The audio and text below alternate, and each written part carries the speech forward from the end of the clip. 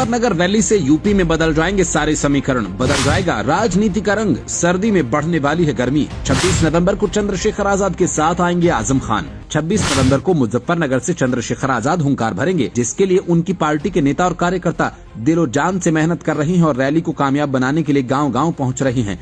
लेकिन इन सब के बीच एक चर्चा ने अखिलेश यादव से लेकर सीएम योगी तक के कान खड़े कर दिए। यूपी की हर बैठक पर यही चर्चा हो रही है कि क्या आजम खान चंद्रशेखर आजाद के साथ जाएंगे और आजाद समाज पार्टी ज्वाइन करेंगे।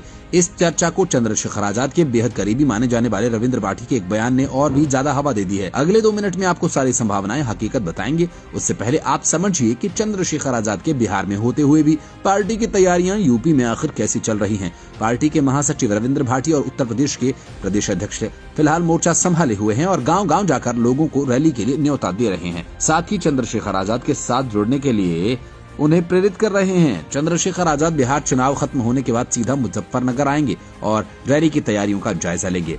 उसके बाद शुरू होगा पार्टी का असली काम। उसी समय तय होगा कि आजाद समाज पार्टी में कौन कौन और किस तरीके से शामिल होने वाला है। लेकिन आजम खान के नाम की चर्चा काफी पहले से इसलिए होने लगी क्योंकि रविंद्र भाटी ने एक सवाल के जवाब में कह दिया कि यूपी के बहुत बड़े बड़े नेता 26 नवंबर को आजाद समाज पार्टी में शामिल होंगे और उनमें से कई नाम चौंकाने वाले होंगे और आप खुद कहेंगे कि अरे ये भी आ गए। इस बयान के बाद से यूपी की राजनीति में बवाल हो गया। अखिलेश यादव अपने नेताओं को फोन लगाने लगे और आजम खान की रिपोर्ट लेने लगे। सीएम योगी भी परेशान हो गए कि अगर ऐसा हो गया तो मामला गड़बड़ हो जाएगा। वैसे आजम खान और चंद्रशेखर आजाद कितने नजदीकी हैं ये किसी से छिपा नहीं है।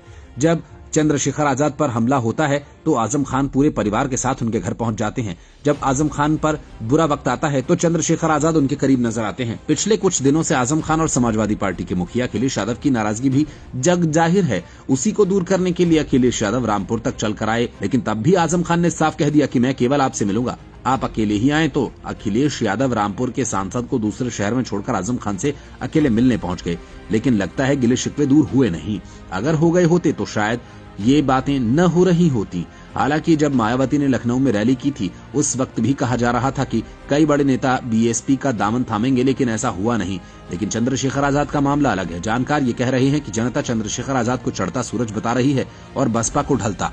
इसलिए आजाद समाज पार्टी में लोगों के आने की उम्मीद ज्यादा है। पर यह भी सच है कि अभी तक आजम खान ने ऐसा नहीं कहा कि वो फिलहाल सपा छोड़ने की सोच रहे हैं।